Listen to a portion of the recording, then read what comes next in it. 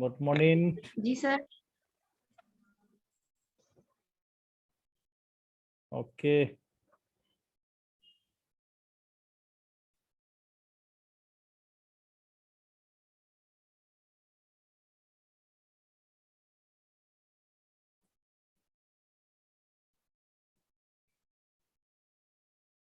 বিকাশের নাহিদ আসছে। ওকে, আমাদের আজকের লেকচার আমরা শুরু করি।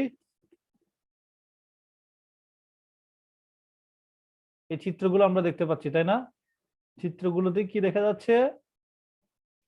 সংঘর্ষ হচ্ছে। সংঘর্ষ হলে একজন বল বা আঙ্গুর ফলগুলো একটা আরেকটার উপর যখন বল প্রয়োগ করে তখন বিপরীত ভাবে যেটা বল প্রয়োগ করতেছে অন্যটার উপর তার উপরও ওটা বল প্রয়োগ করতেছে, তাই না? এরকম দেখতে পাচ্ছি না? দেখো এই দুটো বল আসতেছে, দুটো বল যখন ধাক্কা খাচ্ছে তখন একটা অপরটার উপর একটা কি করতেছে, বল প্রয়োগ করতেছে। এই বল প্রয়োগের ফলে বিপরীত দিকে তারা অগ্রসর হচ্ছে। তাহলে এটা থেকে আমরা কি বুঝতে পারি?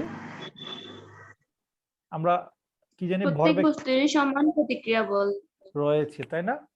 আচ্ছা, এখন জি স্যার। ভরবেগ কি? ভর এবং বেগের গুণফলকে আমরা কি জানি? ভরবেগ বলি। ভরবেগের একক কি হবে তাহলে? ভরবেগের একক কি হবে কাইসার হামিদ? kg/m²। কেজি। ভরের একক কেজি আর বেগের একক হচ্ছে এম এস ইনভার্স 1। তাহলে কেজি এম এস ইনভার্স 1 এটা হবে। ওকে,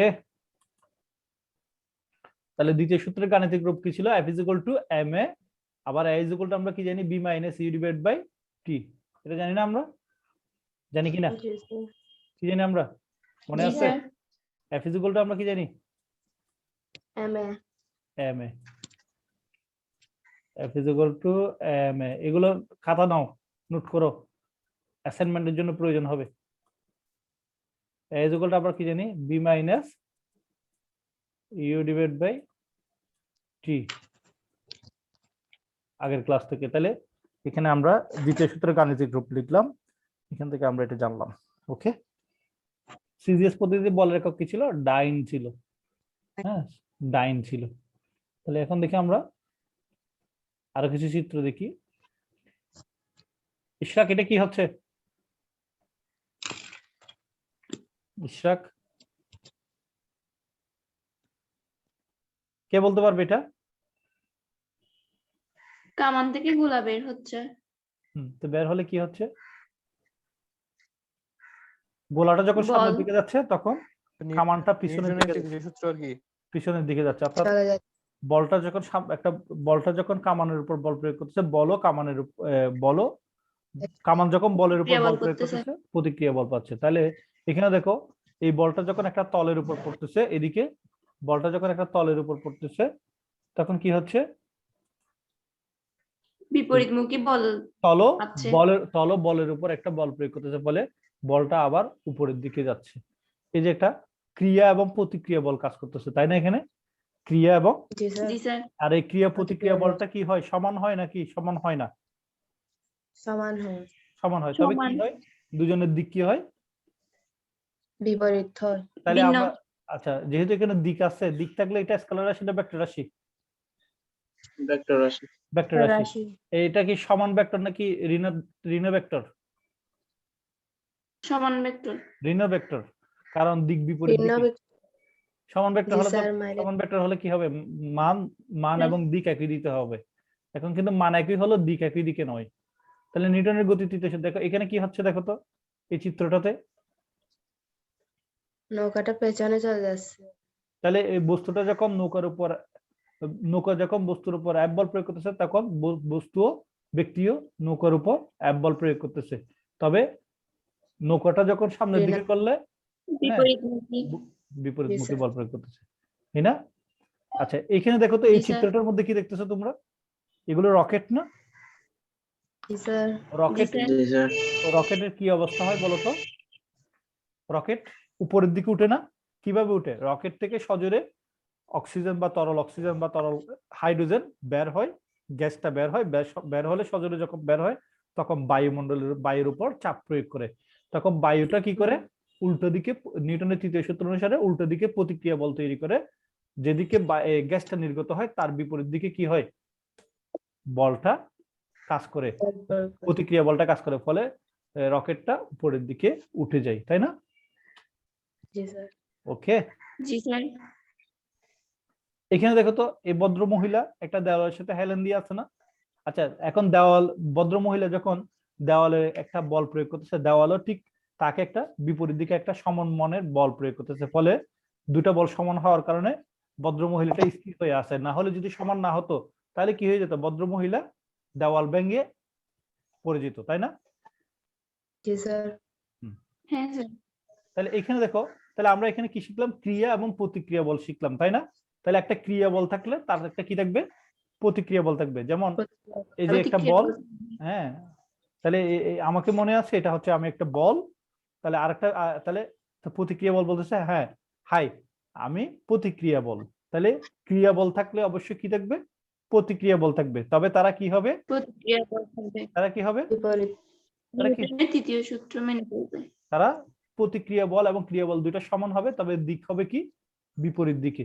ওকে, আমরা মানে জি সমান, স্যার। ক্রিয়া প্রতিক্রিয়া বল কি বলতেছে, আমরা মানে সমান, তবে দিকে কি, বিপরীত। বিপরীত। বিপরীত। বিপরীত। তাহলে এখন এখান থেকে এই যে বিজ্ঞানী নিউটন প্রত্যেক ক্রিয়ার একটা সমান ও বিপরীত প্রতিক্রিয়া আছে সেটা বলতেছে। তাহলে আমরা এটা কিভাবে সংজ্ঞায়িত করবো, দেখো তৃতীয় সূত্রটাকে সংজ্ঞায়িত করতেছি। প্রত্যেক ক্রিয়ার একটা সমান এবং বিপরীত কি আছে, প্রতিক্রিয়া আছে, আছে না? প্রতিক্রিয়া সমান এবং বিপরীত প্রতিক্রিয়া আছে। তাহলে সেটা কিভাবে ব্যাখ্যা করব, দেখো এই যেখানে দুইটা বস্তু আছে, একটা হচ্ছে এ আর একটা হচ্ছে বি, ঠিক না? এখন এ এবং বি বস্তু যখন পরস্পর সংঘর্ষের সাথে মিলিত হবে, তখন এ বস্তুটা বি বস্তুর উপর যখন এফ এ বল প্রয়োগ করবে, এই এ বস্তুটা বি বস্তুর উপর কোন বলটা প্রয়োগ করবে, এফ এ বল। এফ এ বল। ঠিক, তাহলে বি বস্তু এ বস্তুর উপর কোন বলটা প্রয়োগ করবে, এফ বি বল। তাহলে এখন নিউটনের তৃতীয় সূত্র অনুসারে যেহেতু ক্রিয়া এবং প্রতিক্রিয়া বল দুইটাই আছে, তাহলে এই দুইজন কি হবে, সমান হবে। তাহলে এফ ইজ ইকুয়াল টু কি হবে, F is equal to minus F B. Minus F B কেন, কারণ এফ এ এবং এফ বি দুজনের মানে সমান হবে, তবে দিক কি হবে, বিপরীত। সেজন্য F is equal to minus F B হবে। তাহলে আমরা এখানে দেখি, মনে করি একটি বস্তু এ অপর একটা বস্তু বি এর উপর এফ এ বল প্রয়োগ করতেছে, সূত্র মতে বিও সমমানের বিপরীতমুখী একটা বল এফ বি প্রতিক্রিয়া বল হিসেবে প্রয়োগ করবে, অর্থাৎ এফ ইজ ইকুয়াল টু কি হবে, ওকে, বুঝতে পারছি কিনা? এখন দেখো রৈখিক ভরবেগের নিত্যতা সূত্র, রৈখিক ভরবেগের নিত্যতা সূত্র, ভরবেগের নিত্যতা সূত্র কি, রৈখিক ভরবেগ বলতে বোঝানো হচ্ছে বস্তুর ভর এবং বেগের গুণফলকে বলা হচ্ছে রৈখিক ভরবেগ। বস্তুর ভর এবং বেগের গুণফলকে কি বলা হচ্ছে, রৈখিক ভরবেগ। এখন রৈখিক ভরবেগকে যখন ঘূর্ণন অক্ষ থেকে ঘূর্ণন দূরত্ব দিয়ে গুণ করা হবে, ঘূর্ণন অক্ষ থেকে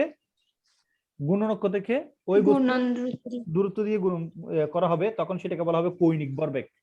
তাহলে রৈখিক ভরবেগকে আমরা এমবি বলতেছি, বস্তুর ভর এবং বেগের গুণফলকে কি বলা হচ্ছে, রৈখিক ভরবেগ বলা হচ্ছে। তাহলে M into B is equal to কি হবে,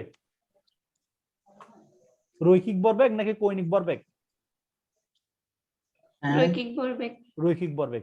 এখন এই রৈখিক ভরবেগকে যখন আমি ঘূর্ণন অক্ষ থেকে ঘূর্ণন দূরত্ব দিয়ে গুণ করব, তখন এটাকে কি বলা হবে, কৌণিক ভরবেগ। কৌণিক ভরবেগ। কৌণিক ভরবেগ, গুড। ওকে, তাহলে আমরা এখন দেখব রৈখিক ভরবেগ কাকে বলা হয়। দুই বা ততোধিক বস্তুর মধ্যে ক্রিয়া প্রতিক্রিয়া বল ছাড়া অন্য কোনো, এখন দেখো দুইটা বস্তুর মধ্যে আছে, আমরা দুইটা বস্তু আছে, দুইটা বস্তুর মধ্যে ক্রিয়া এবং প্রতিক্রিয়া বল ছাড়া অন্য কোনো বল নেই, অর্থাৎ তাদের মধ্যে সংঘর্ষ হবে, একজন একটা বস্তু ক্রিয়া বল দিবে, তখন নিউটনের তৃতীয় সূত্র অনুসারে ওই বস্তুটা কি দিবে, প্রতিক্রিয়া বল দিবে না।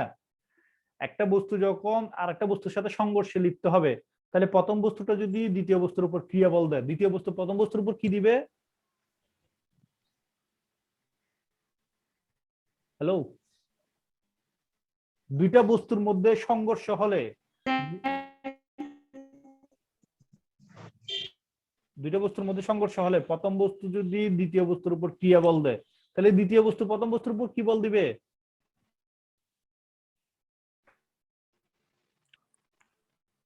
এই শুনতে পাচ্ছি না,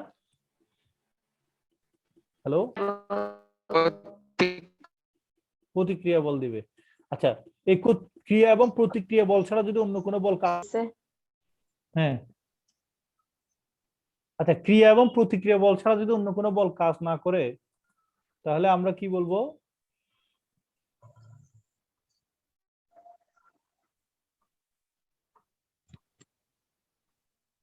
স্ক্রিন কোনটা দেখা যাচ্ছে বলো তো? স্যার দুইটাই দেখা যাচ্ছে। ফার্স্টের স্ক্রিনটা এখন কোনটা দেখা যাচ্ছে বলো তো?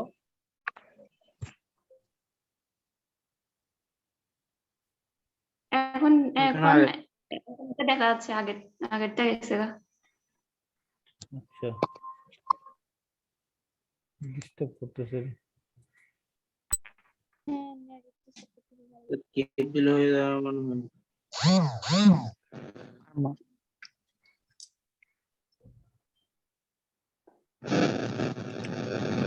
हैं क्या तो ले रहा है স্যার আছে তো।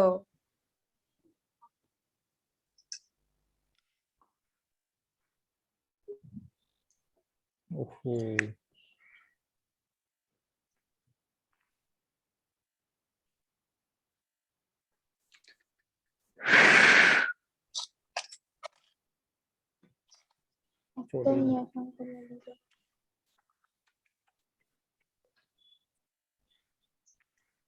কি যে ঝামেলা করতেছে, নেটওয়ার্ক এত ঝামেলা করলে হয়?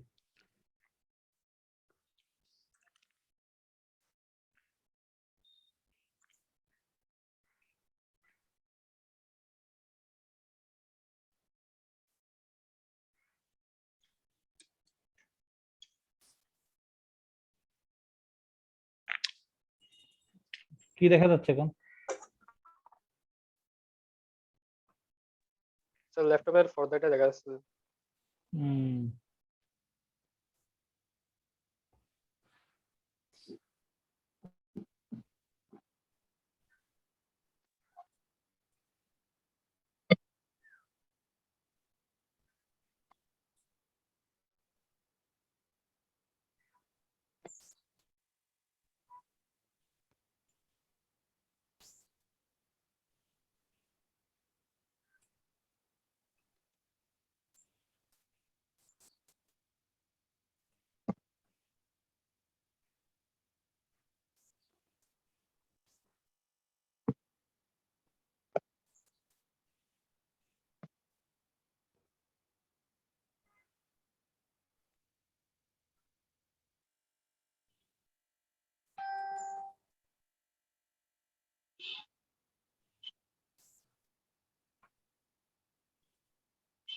তাহলে প্রত্যেক ক্রিয়ার একটা সমান এবং তাহলে রৈখিক ভরবেগের নিত্যতা সূত্রটা কি? দুই বা ততোধিক বস্তুতে ক্রিয়া প্রতিক্রিয়া বল ছাড়া যদি অন্য কোনো বল কাজ না করে, তখন অর্থাৎ বাহ্যিক কোনো বল কাজ না করে, তবে নির্দিষ্ট দিকে ওই বস্তুর ভরবেগের মোট ভরবেগে কোনো পরিবর্তন হবে না। অর্থাৎ সংঘর্ষের আগে যে ভরবেগ পাবো, সংঘর্ষের পরের ভরবেগটা কি হবে? সমান হবে। দুইটা মানে যে বস্তুগুলো দুই বা ততোধিক বস্তুর মধ্যে যদি সংঘর্ষের আগে যে ভরবেগটা হবে, ভরবেগের সমষ্টি হবে, সংঘর্ষের পরের ভরবেগের সমষ্টিও একই রকম হবে। কিরকম সেটা আমরা একটু দেখি।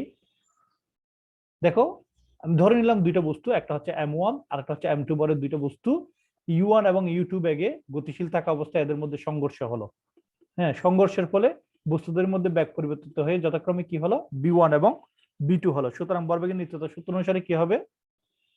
সংঘর্ষের পূর্বের মোট ভরবেগ, সংঘর্ষের পরে মোট ভরবেগ। তাহলে কি হবে বলতো? প্রথম বস্তুর আদি ভরবেগ কত হবে ইশরাক? U1 m1 u1। দ্বিতীয় বস্তুর আদি ভরবেগ কত হবে? M2 U2 m2 u2। তাহলে এটা হচ্ছে সংঘর্ষের আগের, দুজনের সংঘর্ষের আগের ভরবেগ হচ্ছে এটা সমষ্টি। সংঘর্ষের পরে প্রথম বস্তুর শেষ ভরবেগ কত হবে? M1 B1। দ্বিতীয় বস্তু কি হবে? m2 b2। এই দুটো যোগ করলে আগের দুইটার সমান হবে। এটাই হচ্ছে রৈখিক ভরবেগের নিত্যতা সূত্র। এখন যদি তিনটা বস্তু হতো তাহলে তিনটা বস্তুর ভরবেগ কি হতো? সংঘর্ষের আগের ভরবেগের সমষ্টি হতো, সংঘর্ষের পরে ভরবেগের সমষ্টি হতো। এখানে একটা বিষয়, হ্যাঁ এখানে একটা বিষয় দেখো, এই যে আমি এখন দেখাচ্ছি, এটা একটা বি বস্তু, কেমন? একটা দেখো, ভরবেগ কাকে বলে? কোন বস্তুর ভর এবং বেগের গুণফলকে কি বলা হচ্ছে? ভরবেগ বলা হয়, তাই না? হ্যালো, কোন বস্তুর ভর এবং বেগের গুণফলকে কি বলা হবে? ভরবেগ বলা হবে। দেখো এখন এ এবং বি দুইটা বস্তু আছে, দুইটা বস্তুর মধ্যে আমরা সংঘর্ষ করাবো, তাহলে এ এবং বি বস্তু, দুইটা বস্তুর মধ্যে সংঘর্ষ হলো, আলহামদুলিল্লাহ। হ্যাঁ সংঘর্ষ হলো। কি এখন সংঘর্ষ হলে বি বস্তুটা কি সংঘর্ষের পরে, দেখো বি বস্তুটা সংঘর্ষের পরে চলে গেল, এখন দুইটা বস্তু হলে দুইটা গেল, একটা হলে একটা যাবে, ঠিক আছে? তাহলে এখন কি হবে? রৈখিক ভরবেগের নিত্যতা সূত্র অনুসারে কি হবে এখন? এই যে দেখো এ বস্তু এবং বি বস্তু দুইটার ভরবেগ, আদি ভরবেগ সংঘর্ষের আগের ভরবেগ, একটা হচ্ছে m1 আর একটা হচ্ছে ভর হচ্ছে m1, বেগ হচ্ছে u1 আর m2u2। তাহলে এখন কি হবে? এখন কি হবে তাহলে এখানে এটা কি বোঝানো হচ্ছে? দুজনের মধ্যে এখন কি হচ্ছে? সংঘর্ষ হলো। তাহলে সংঘর্ষ হলে তাহলে এখানে আদি ভরবেগ কত হবে কে বলতে পারবো? শূন্য। আদি ভরবেগ শূন্য কেন? শূন্য থেকে শুরু হবে না? না, এটা তো আদি বেগ u1 আছে, u1 কি তুমি শূন্য বলছো নাকি? আদি বেগ কত? u1 না? u1 কি তোমাকে শূন্য বলছে? জি স্যার। তাহলে m1 u1 plus m2 u2। Sir এখানে কি এই দুটো বস্তু কি একই দিক থেকে আসতেছে নাকি দুইটা বিপরীত দিক থেকে আসতেছে স্যার? স্যার এখানে বস্তু দুইটা কি দুই দিক থেকে আসতেছে নাকি দুইটা এক দিক থেকে আসতেছে? দুটোটা এক দিক দিয়ে যাচ্ছে, দুটোটা এক দিক দিয়ে যাচ্ছে। গুড, দুইটা এক দিক দিয়ে যাচ্ছে। তীর চিহ্নগুলো দেখো না কোন দিকে, ঠিক আছে? এখন দুজনের সংঘর্ষ হলো, সংঘর্ষের পরে দেখো সংঘর্ষের পরে দুজনও আবার একই দিকে যাচ্ছে, ঠিক আছে? দেখো হ্যাঁ স্যার। জি স্যার। হ্যাঁ দেখো দুটো বস্তু যখন একই দিকে যাবে বা একই দিক থেকে আসবে তখন তাদের দুজনেরই বেগ হবে ধনাত্মক। কি বললাম?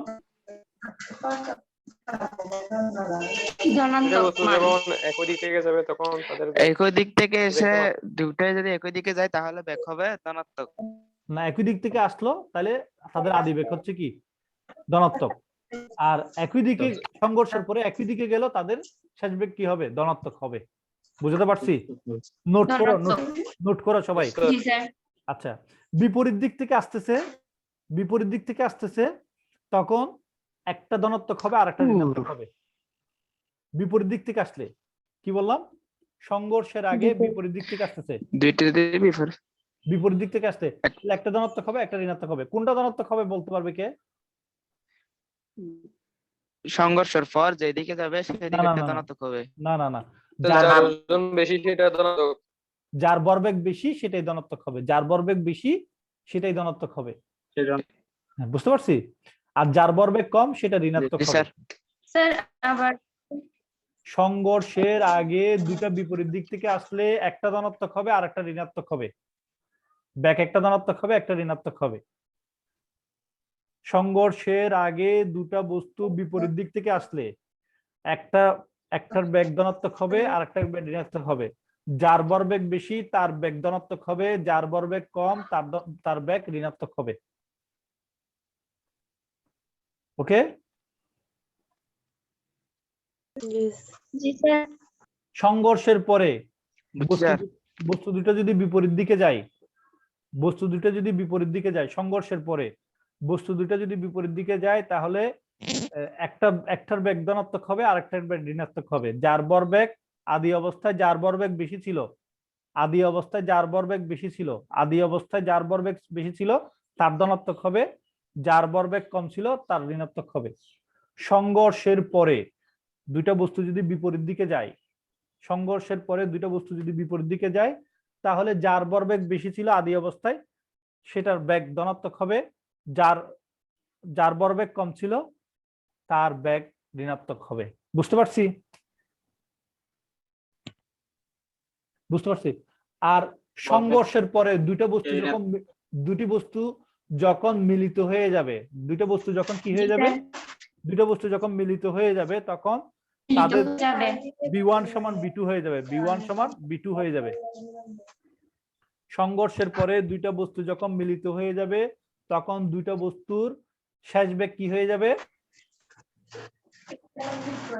সমান হয়ে যাবে, সমান, অর্থাৎ B1 সমান B2 হয়ে যাবে। তাহলে এটা হচ্ছে সংঘর্ষ, এটা হচ্ছে সংঘর্ষের পরের অবস্থা। কেমন? তাহলে সংঘর্ষের পূর্বের অবস্থা সংঘর্ষ হলো, সংঘর্ষের পরের অবস্থা হলো। তাহলে সংঘর্ষের প্রথমে কি হবে? প্রথম বস্তুর ভর ছিল M1, আর প্রথম বস্তুর আদি বেগ ছিল U1, M1 শেষ বেগ হচ্ছে B1 দ্বিতীয় বস্তুর। তাহলে আমরা এখন কি লিখবো? U1 তাহলে আমাদের সূত্র মতে কি হবে?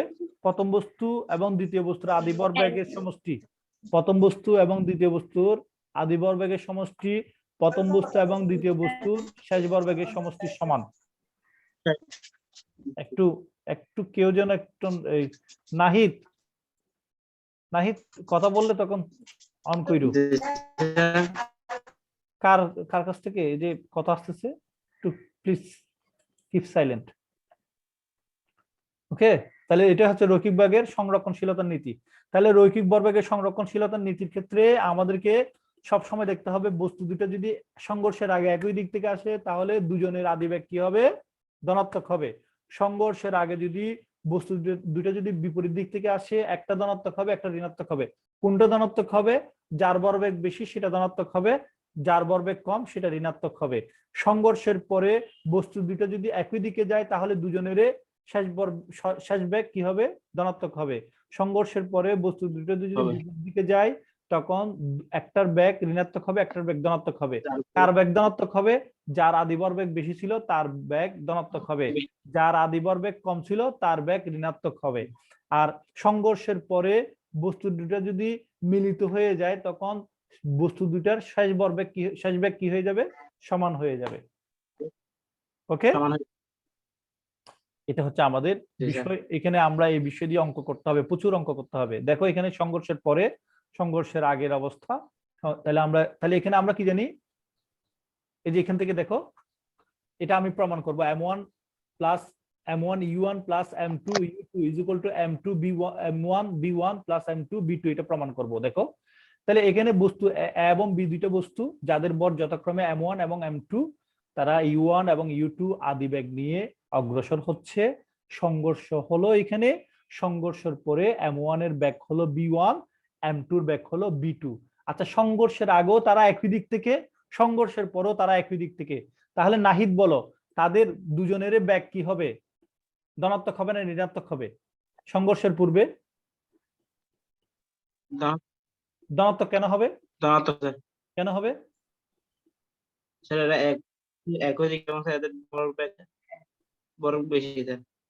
একই দিক থেকে আসতেছে তাই আদিবেগ কি হবে?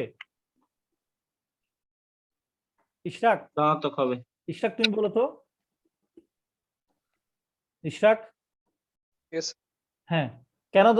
আচ্ছা, যদি কখন ঋণাত্মক হতো? কখন ঋণাত্মক হতো সংঘর্ষের পূর্বে? সংঘর্ষের পূর্বে যদি দুইটা তখন ঋণাত্মক হতো। আচ্ছা, কার বেগটা ঋণাত্মক হবে? যার ভরবেগ বেশি তারটা ঋণাত্মক হবে নাকি যার ভরবেগ কম তারটা ঋণাত্মক হবে? আচ্ছা, যার ভরবেগ কম, যার আদি ভরবেগ কম, যার আদি ভরবেগ বেশি তারটা ধনাত্মক হবে। সংঘর্ষের পরে ইশরাক, তাহলে সংঘর্ষের পরে এটা ধনাত্মক হবে না ঋণাত্মক হবে? B1 এবং B2 স্যার উভয় ধনাত্মক। কেন? স্যার উভয় একদিক হতে যাচ্ছে স্যার সংঘর্ষের পূর্বে। আচ্ছা, যদি বিপরীত দিকে যেত তাহলে কি হতো?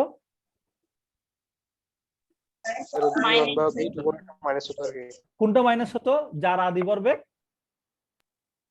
কম, কমটা দুজনে যদি মিলিত হয়ে যেত, মনে করো সংঘর্ষের পরেও তারা এইভাবে অগ্রসর হচ্ছিল, যেমন এখানে মিলিত হয়ে গেছে না, এই সংঘর্ষের এই জায়গায় মিলিত হয়ে গেছে না, সংঘর্ষের পরেও তারা এইভাবে যাচ্ছে, তখন এটা মিলিত হয়ে যেত না, তখন B1 এবং B2 কি হয়ে যেত? সমান হয়ে যেত। সমান হয়ে যেত। Good, very good. ওকে, তাহলে আমরা এখন প্রমাণ করি। F1 সমান আমরা কি জানি? F2 জানি না, মাইনাস F2 জানি না, কারণ A বস্তুটা যখন F1 বল প্রয়োগ করতো তখন B বস্তুটা কি বল প্রয়োগ করতো? F2 বল প্রয়োগ করতো। তাহলে F1 এবং F2 দুইটা কি হতো? সমান হতো। তবে কি হতো? বিপরীতমুখী হতো। এখান থেকে আমরা লিখতে পারি কি M1 U1 plus M2 U2, এটা হচ্ছে মূল সূত্র। এটা কি সূত্র? মূল সূত্র। কিন্তু এখানে কখন আমি ধনাত্মক বসাবো U1, কখন ঋণাত্মক বসাবো U2, বা কখন ধনাত্মক ঋণাত্মক বসাবো সেটা আমরা কিভাবে বুঝতে পারবো? চিত্র দেখে বুঝতে পারবো, অথবা একই দিক থেকে আসতেছে কিনা অথবা বিপরীত দিক থেকে আসতেছে কিনা সেটা দেখে আমরা বুঝতে পারবো। কেমন? মূল সূত্র হচ্ছে এটা। জি স্যার। ওকে, ভরবেগের সংরক্ষণশীলতা সূত্র যাচাই করার জন্য আমরা দেখো এখানে দেখো আমরা এই দুইটা বস্তু দিলাম, m1 এবং m2 পরে দুইটা বস্তু দিলাম, এই a এবং b, দুজনের আদিবেগ u1 এবং u2। তারা দেখো একই দিক থেকে আসতেছে, দুজনে একই দিক থেকে আসতেছে, দুজনে সংঘর্ষে লিপ্ত হলো, m1 এবং m2 দুটো লিপ্ত হলো। সংঘর্ষের পরে তারা দুজনে একই দিকে গেল, ঠিক আছে? তখন তাদের বেগ কি হলো? b1 এবং b2 হলো। তাহলে আমাদের এখানে কি হবে? এখানে e1 t সময় ধরে তারা যদি সংঘর্ষে লিপ্ত হয় এবং বস্তুদ্বয়ের শেষ বেগ যথাক্রমে b1 b2 হয়, তখন আমরা কি জানবো? তারা কি করবে? একজন আরেকজনের উপর বল প্রয়োগ করবে। এ বস্তুটা যদি বি বস্তুর উপর F1 বল প্রয়োগ করে, তাহলে বি বস্তুটা এ বস্তুর উপর কি বল প্রয়োগ করবে? F2 বল প্রয়োগ করবে। F1 এবং F2 কি হবে? নিউটনের তৃতীয় সূত্র অনুসারে সমান এবং বিপরীত হবে, সমান এবং বিপরীত হবে। তাহলে F1 সমান F2 হবে। বিপরীত। তাহলে F1 সমান আমরা কি লিখবো? F1 সমান কি লিখবো? m1 u1 প্রথম বস্তুর। তাহলে আমরা কি জানি? ভরবেগের পরিবর্তন কি লিখবো? তাহলে প্রথম বস্তুর ভরবেগের পরিবর্তন F = আমরা কি জানি? m a না? F = কি জানি? m a। তাহলে আমরা এখান থেকে কি লিখবো? দ্বিতীয় বস্তুর ভরবেগের পরিবর্তন কি লিখবো? এটা। তাহলে a মানে কি? a মানে হচ্ছে কি? b1 - b - u / t। তাহলে আমরা এখন লিখবো কি দেখো তো? তাহলে আমরা F = কি লিখবো? F1 = কি লিখবো? m1 b1 - m1 u1 / t। F2 = কি লিখবো? m2 b2 - m2 u2 / t। এটা তোমরা জানো, কারণ আমরা F = কি জানি? m a না? a সমান কি জানি? এইখান থেকে দেখো, এখান থেকে কি কমন আসবে? m1 কমন আসলে কি হবে? b1 - u1, তার মানে b - u / t না? F = কি জানি আমরা? সবাই জানি না আমরা F = কি জানি? F = কি জানি? Nahid? m a m a। M হ্যাঁ স্যার। তাহলে আবার আমরা এখানে a সমান কি জানি? কিছুক্ষণ আগে লিখে দিয়েছিলাম b - u / t। b/t। তাহলে এখানে যেহেতু প্রথম বস্তু, তাহলে এখানে কি প্রথম বস্তুর জন্য এখানে কি হবে? এটা m1 হয়ে যাবে, এটা b1 হয়ে যাবে, এটা u1 হয়ে যাবে। আর দ্বিতীয় বস্তু হলে কি হবে? এটা 2 হয়ে যাবে, এটা 2 হয়ে যাবে, এটা 2 হয়ে যাবে। এটাই লিখছে। কেমন? বুঝতে পারছি কিনা? বুঝছি স্যার। আচ্ছা, তাহলে এখন যদি বুঝি তাহলে আমরা এখন ওই নিউটনের তৃতীয় সূত্র সমান কি জানি? F1 সমান কি জানি? -F2। তাহলে আমরা এটা বসাবো। তাহলে এখানে বসে দিলাম, বসানোর পরে এই মানগুলোকে বসানোর পরে টি টি কাটাকাটি যাবে, কাটাকাটি করলে আমরা এটা, তোমরা এটা করে দেখবা আর কি বাসায়। m1 b1, তাহলে এটা প্রমাণ হয়ে যাচ্ছে কি? m1 b1 plus m2 b2 m1 u1 plus m2 u2। এটাই হচ্ছে নিউটনের ওই যে নিউটনের তৃতীয় সূত্র থেকে শক্তি সংরক্ষণশীলতা ভরবেগের সংরক্ষণশীলতার নীতি প্রমাণ করা যায়। নিউটনের কোন সূত্র থেকে? তৃতীয় সূত্র থেকে। ওকে, তাহলে নিউটনের তৃতীয় সূত্র থেকে কিসের ধারণা পাওয়া যাচ্ছে? ভরবেগের নিত্যতা সূত্র। নিউটনের দ্বিতীয় সূত্র থেকে বলের ধারণা পাওয়া যাচ্ছে। নিউটনের প্রথম সূত্র থেকে কিসের ধারণা পাওয়া গেছিল? মনে আছে? নিউটনের প্রথম সূত্র থেকে কিসের ধারণা পাওয়া গেছিল? জড়তার। নিউটনের দ্বিতীয় সূত্র থেকে বলের। নিউটনের তৃতীয় সূত্র থেকে কি? ভরবেগের সংরক্ষণশীলতার। তাহলে তিনটে সূত্র থেকে তিনটা বিষয় পাওয়া যাচ্ছে, তাই না? তাহলে এখানে দেখে আমরা আবার একটু দেখি এটা সংরক্ষণ সূত্র, এটা আমরা আরো একটু ভালো করে দেখি। এই দেখো একটা কার যাচ্ছে u1 বেগে, আর একটা সাইকেল যাচ্ছে u2 বেগে। তাহলে দুইজনে দেখো সংঘর্ষে লিপ্ত হলো না এখানে? নাহিদের সাইকেল। হ্যাঁ, সংঘর্ষে লিপ্ত হলো। লিপ্ত হওয়ার পরে তাহলে কি হবে? এখন এই সংঘর্ষ যখন হলো, এটা টি সময় ধরে সংঘর্ষ হলো। সংঘর্ষের এটা ছিল কি? সংঘর্ষের আগে কি ছিল? দেখো সংঘর্ষের আগে এরকম ছিল না? এটা আমার কার, এটা নাহিদের সাইকেল। তাহলে আমার কার এবং নাহিদের সাইকেল, তাহলে কি হলো এখন? সংঘর্ষের আগে তাহলে নাহিদের আমার পিছনে আমার কার এসে ধাক্কা দিয়ে দিল, তাহলে সংঘর্ষ হলো। সংঘর্ষ হওয়ার পরে এখন কি হবে? সংঘর্ষের পরে কি হচ্ছে দেখো তো? m2 u2। দেখো সংঘর্ষের পরে দেখো ওই যে নাহিদের ধাক্কা দিয়ে সামনের দিকে B2 এবং এটা হ্যাঁ, তাহলে এখন কি হবে? কি হবে? M1 U1 plus M2 U2 আচ্ছা। equal to M1 B1 plus M2 B2। এই সূত্রটা আমাদের সবার মুখস্থ রাখতে হবে। এখানে U1 এর মান ধনাত্মক হবে নাকি U2 এর মান ধনাত্মক হবে, B1 এর মান ধনাত্মক হবে, B2 এর মান ধনাত্মক হবে নাকি ঋণাত্মক হবে, সেটা নির্ধারণ করার জন্য সূত্র আমরা প্রথমেই বলছি না? বলছি কিনা? জি স্যার। ওকে, জি স্যার। স্যার হ্যাঁ বলো। স্যার এই সূত্রটা কে আবিষ্কার করছে? এটা নিউটনের সূত্র। নিউটনের সূত্র থেকে প্রতিপাদিত হলো এটা, তৃতীয় সূত্র থেকে। এতক্ষণ কি পড়তেছো তুমি? সূত্র থেকে আচ্ছা দেখো, এই যে আমি মাটিতে হাঁটতেছি, মাটিতে হাঁটলে আমরা কেন, দেখো এখানে ক্রিয়া এবং প্রতিক্রিয়া বলের কারণে আমরা কি করি, ক্রিয়া এবং প্রতিক্রিয়া বলের কারণে আমরা নিচের দিকে যাই না। দেখো আমি যখন মাটিতে পা ফেলি তখন ক্রিয়া বল দিই, মাটিও আমাকে প্রতিক্রিয়া বল দেয় উপরের দিকে, সেই কারণে আমরা মাটির ভিতরে ঢুকে যাই না। ওকে, ক্রিয়া এবং প্রতিক্রিয়া বল। মাটির উপর হাঁটা, এটা নিউটনের তৃতীয় সূত্রের কারণে আমরা উদাহরণ। তারপর হচ্ছে এখানে একটা বল দিচ্ছে মানুষটা হাঁটার সময়, আবার মাটিও তাকে প্রতিক্রিয়া বল দিচ্ছে। ওকে, তারপর হচ্ছে হ্যাঁ হ্যাঁ বলো। স্যার আমরা কাদায় হাঁটলে পিছলে কেন?